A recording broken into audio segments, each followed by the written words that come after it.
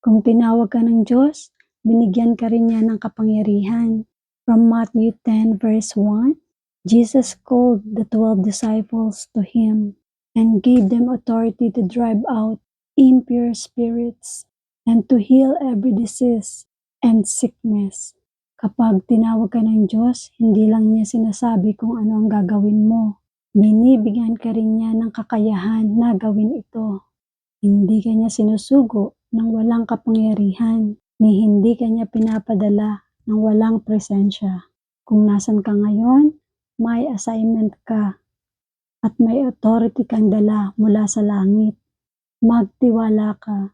Ang Diyos na tumawag sa iyo, ang siya ring magbibigay ng lakas para magtagumpay ka. Kaya tara, pray tayo. Lord, salamat po dahil binigyan mo ako ng otoridad at lakas mula sa iyo. Tulungan mo po akong maglakad sa calling mo ng may pananampalataya. Amen. Let us declare, tinatawag ako ng Diyos at may kapangyarihan akong galing sa Kanya. Tandaan mo, you are called and empowered.